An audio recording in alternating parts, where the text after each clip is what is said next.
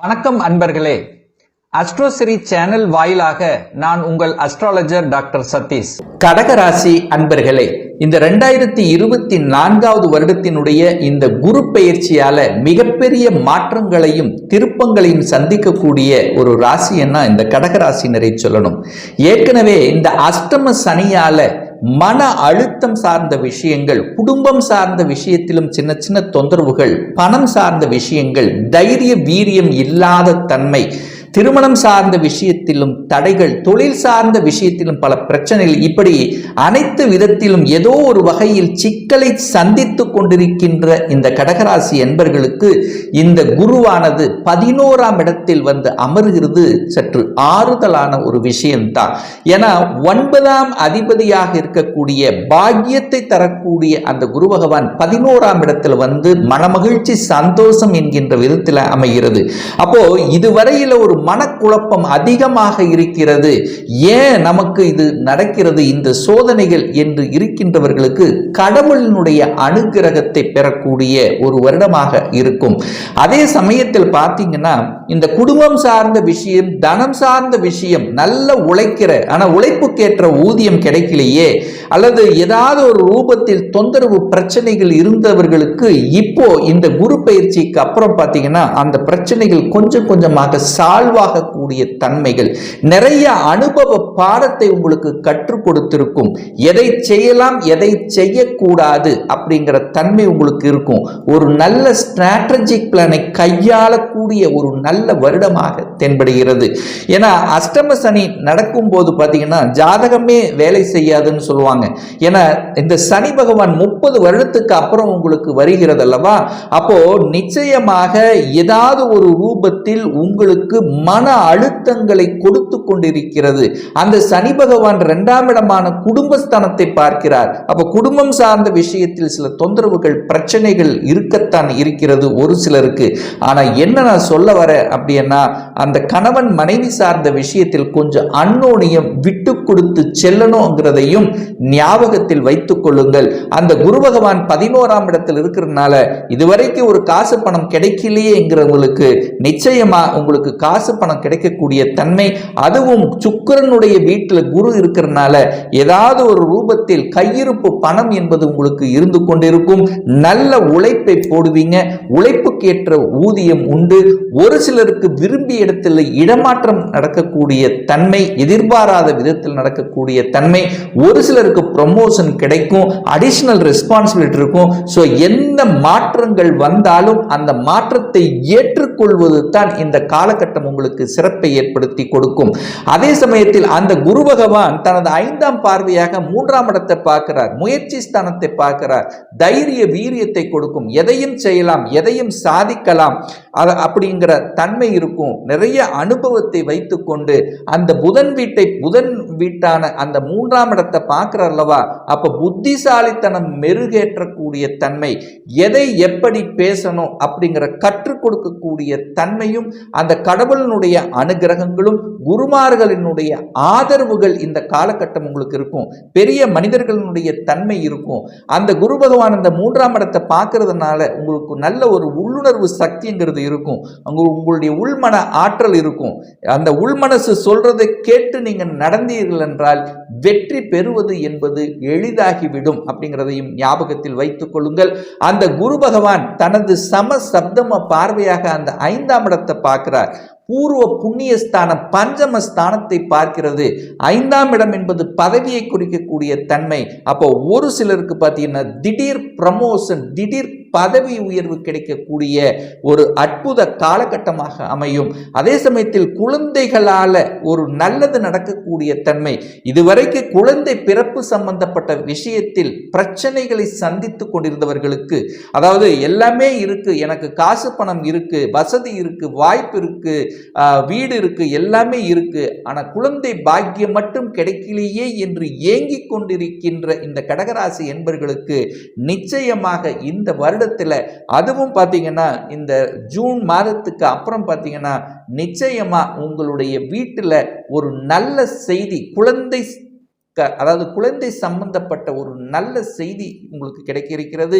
குழந்தைகள் என்ன ஆசைப்பட்டு படிக்கிறார்களோ அந்த படிப்புகள் நிறைவேறக்கூடிய தன்மை என கடகராசி என்பர்களுக்கு கொஞ்சம் கஷ்டங்கள் இருக்கும், மன குழப்பங்களை கொடுத்திருக்கும். அதை படிக்கலாமா, இதை படிக்கலாமா, எது படிக்கணும் தெளிவு இல்லாத தன்மை இருந்தவர்களுக்கு இப்ப தெளிவாக இதைத்தான் நான் படிக்க போறேன், ஒரு இன்ஜினியராக போறேன், ஒரு டாக்டராக போறேன், ஒரு வக்கீல் படிக்க போறேன். ஸோ இந்த மாதிரி மன உறுதியுடன் செயல்படக்கூடிய ஒரு நல்ல காலம் வந்தாச்சு அப்படின்னு சொல்லணும். ஏன்னா அந்த குரு பகவான் 5ஆம் இடத்தை பார்க்கிறார். 5ஆம் இடம் என்பது பூர்வ புண்ணிய ஸ்தானம், பஞ்சம ஸ்தானம் அல்லவா? ஸோ அந்த இடத்தை பார்க்கறதுனால நிச்சயமா உங்களுடைய ஆசைகள், உங்களுடைய முயற்சிகள் நிறைவேறக்கூடிய ஒரு நல்ல காலம் அப்படிங்கிறத அமைகிறது. அப்போ பெரியவர்களுடைய ஆசிரியர்களுடைய தொடர்புகளை ஏற்படுத்தும், குருமார்களுடைய உதவிகள் கிடைக்கும். பெரிய மனிதர்கள், அரசியல்வாதிகள், அதாவது உங்கள் பெரிய ஒரு பதவியில் இருக்கிறவர்களுடைய தொடர்புகளும் உங்களுக்கு கிடைக்கக்கூடிய தன்மைகள் சிறப்பாக இருக்கிறது அப்படிங்கிறதையும் நீங்கள் மனதில் பதிய வைத்துக் கொள்ளுங்கள். அதே சமயத்தில் அந்த குரு பகவான் பார்த்தீங்கன்னா 7ஆம் இடத்தை பார்க்கிறார். அந்த 7ஆம் இடம் என்பது திருமணஸ்தானம். அப்போ கடந்த காலத்தில் பார்த்தீங்கன்னா கடந்த 1 வருடங்களாக கணவன் மனைவிக்குள்ளேயே சின்ன சின்ன கருத்து வேற்றுவார்கள், ஈகோ சம்பந்தப்பட்ட பிரச்சனைகள், கணவன் ஒரு இடத்துல மனைவி ஒரு இடத்துல, இந்த மாதிரி ஒரு சின்ன சின்ன ஒரு சரிவு சந்தித்துக் கொண்டிருந்தவர்களுக்கெல்லாம் அந்த குருவினுடைய அந்த 9ஆம் இடமான அந்த பாக்கிய பார்வை 7ஆம் இடத்தை பார்க்கறதுனால சரி செய்து கொள்ளக்கூடிய சந்தர்ப்பங்களை நிச்சயமாக உருவாக்கும். அப்போ பிரிந்தவர்கள் ஒன்று சேர்வதற்கான ஒரு வாய்ப்புகளை உருவாக்கும். என்னதான் இருந்தாலும் உங்களுக்கு இப்ப அஷ்டம சனி இன்னும் 1 வருடத்துக்கு இருக்கின்ற காரணத்தால எல்லாமே கொஞ்சம் விட்டு கொடுத்து அனுசரணையோட செல்லணுங்கிறது ஞாபகத்தில் வைத்துக் கொள்ளுங்கள். அதே சமயத்தில் வேலையில் அழுத்தம், பிரஷர் இருக்கத்தான் செய்யும். அதை கற்றுக்கொண்டு இப்படித்தான் அப்படிங்கிறது அது இயல்பாகவே உங்களுக்கு அமைந்திருக்கும். ஆனால் என்ன, மேலதிகாரிகளுடைய சொல்படி கேட்டு நடந்து கொள்வதும் உங்களுக்கு சிறப்பை ஏற்படுத்தி கொடுக்கும். வேலையை மட்டும் அவசரப்பட்டு ஆக்ரோசப்பட்டு கோபப்பட்டு விட்டு விடாதீர்கள் அப்படிங்கிறதையும் ஞாபகத்தில் வைத்துக் கொள்ளுங்கள். ஆனால் இதுவரைக்கும் ஒரு நல்ல வேலை செட்டில் ஆகல, வேலை கிடைக்கல அப்படின்னு இருக்கின்றவர்களுக்கு நிச்சயமாக இந்த ஜூன் மாதத்துக்கு அப்புறம் ஒரு நல்ல வேலை கிடைக்கக்கூடிய வாய்ப்புகளும் சந்தர்ப்பங்களை ஏற்படுத்தும். இந்த ராகு பகவான் 9ஆம் இடத்தில் இருக்கார்லவா, அப்போ வெளிநாட்டு சம்பந்தப்பட்ட வாய்ப்புகளும் ஒரு சிலருக்கு அமையும். அப்போ ஒரு வெளிநாட்டுக்கு போகணும் அல்லது வெளிநாட்டு கம்பெனி, எம்என்சி கம்பெனியில் பணிபுரியணும் என்கின்ற எண்ணத்தில் இருப்பவர்களுக்கு நிச்சயமாக அந்த எண்ணங்கள் ஈடேறக்கூடிய வகையில்தான் இந்த குரு பயிற்சியானது அமைகிறது. அதே சமயத்தில் 11ஆம் இடத்தில் இருக்கின்ற குரு உங்களுடைய ஆசைகளை நிறைவேற்றும். ஒரு சிலருக்கு பார்த்தீங்கன்னா ரொம்ப நாள் ஒரு கவர்மெண்ட் வேலைக்கு தான் போகணும், அதாவது அந்த வேலைக்குத்தான் நான் செல்லணும் என்று உறுதிப்பாட்டுடன் படித்து கொண்டிருக்கின்ற, முயற்சி எடுத்து கொண்டிருக்கின்ற கடகராசி என்பர்கள் நிச்சயமாக இந்த தீபாவளிக்கு அப்புறம் அது உங்களுக்கு கைகூடக்கூடிய தன்மை. ஸோ இந்த வருடம் பார்த்தீங்கன்னா நிறைய அனுபவ பாடங்களை உங்களுக்கு கற்றுக் கொடுத்திருக்கும். பணம் என்றால் என்ன, குடும்பம் என்றால் என்ன, உறவுகள் என்றால் என்ன, தொழில் சார்ந்த விஷயம்னா எப்படி, மக்கள் எப்படி, நம்மை சார்ந்திருப்பவர்கள் எப்படி என்கின்றதை உங்களுக்கு அனுபவ பாடங்களை கற்றுக் கொடுத்திருக்கும். இந்த அனுபவங்களின் வாயிலாக நிச்சயமாக இந்த தீபாவளிக்கு அப்புறம் பார்த்தீங்கன்னா நீங்கள் எண்ணியது நடக்கக்கூடிய அத்தனை விஷயங்களும் நடக்கும். இந்த குரு பகவான் 11ஆம் இடத்தில் இருக்கின்ற காரணத்தால நிச்சயமாக நீங்கள் நினைக்கக்கூடிய அத்தனை விஷயங்கள் நடக்கும். புனர்பூச நட்சத்திரத்தில் பிறந்தவர்களுக்கு இப்போவே உங்களுக்கு கடந்த 1 வருடங்களாக கடந்த அந்த பிரச்சனைகள் எல்லாம் சால்வாகக்கூடிய தன்மை. பூசத்தில் நட்சத்திரத்தில் இருப்பவர்களுக்கு இப்போ அழுத்தம், பிரஷர்ங்கிறது அதிகமாக இருக்கக்கூடிய தன்மை. ஆயில்ய நட்சத்திரத்தில் பிறந்தவர்கள் மட்டும் கொஞ்சம் கவனமாக எச்சரிக்கையோட இனி வரக்கூடிய காலங்கள் என்னதான் இருந்தாலும் இந்த அஷ்டம சனி காலத்தில் பார்த்தீங்கன்னா புதிய முயற்சிகளை தவிர்த்து விடுவதும், அகலக்கால் வைக்காம, அதாவது தொழிலில் இருக்கிறீங்கன்னா என்ன செய்து கொண்டு இருக்கிறீர்களோ அதை அப்படியே கண்டினியூ பண்ணிட்டீங்கன்னா உங்களுக்கு பெரிய பாதிப்பை ஏற்படுத்தாது. ஆனால் கடன் சார்ந்த விஷயத்தில் நிச்சயமாக கடனில் சிக்கி தவித்து கொண்டிருந்தவர்களுக்கு நிச்சயமாக இனி அந்த தீபாவளிக்கு அப்புறம் கடன் சுத்தமாக குறையக்கூடிய தன்மை. ஏன் சொல்றேன் அப்படின்னா, 6க்குரியவன் தனக்கு 6ஆம் இடத்துல போய் உட்கார்ந்துருக்கார் அல்லவா, அப்ப நிச்சயமா கடனிலிருந்து இந்த வருடத்துல விடுதலை பெறுவீர்கள். கடன் சார்ந்த விஷயத்தில் இருந்து, அதை ஒரு இஎம்ஐயே கட்டிட்டே இருக்கிறேன், கடன்ல சிக்கிட்டு இருக்கிறேன், ஒரு ஒரு அதிலிருந்து விடுபடணும் அப்படின்ற முயற்சியில் இருந்தவர்கள் நிச்சயமாக விடுபடக்கூடிய தன்மை. நோய் சம்பந்தப்பட்ட, உடல்நலம் சம்பந்தப்பட்ட அக்கறை எடுத்துக் கொள்வதும் அதற்கான உடற்பயிற்சியை செய்து கொள்வதும் உத்தமத்தை ஏற்படுத்தி கொடுக்கும். அதே சமயத்தில் பார்த்தீங்கன்னா, தனம் சார்ந்த விஷயத்தில் யாருக்கும் ஜாமீன் கையெழுத்து போடக்கூடாதுங்கிறதையும் ஞாபகத்தில் வைத்துக் கொள்ளுங்கள்.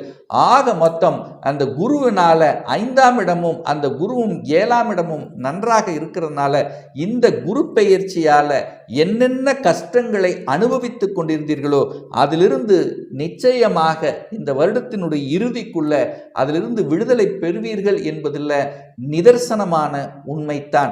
அப்போ ஒரு நல்ல தெய்வ வழிபாடு அப்படின்னு எடுத்துக்கொண்டால் அந்த குரு பகவான் 11ஆம் இடத்தில் இருக்கின்ற காரணத்தால, லாபஸ்தானத்தில் இருக்கிறதுனால உங்களுடைய அபிலாசைகள் நிறைவேறும். அப்படிங்கிறதுனால ஒவ்வொரு வியாழக்கிழமை என்று தட்சிணாமூர்த்தியை வழிபடும் போது நிச்சயமாக உங்க மன குறைகளை நிவர்த்தி செய்யுங்கிறது தான் நிதர்சனமான உண்மை.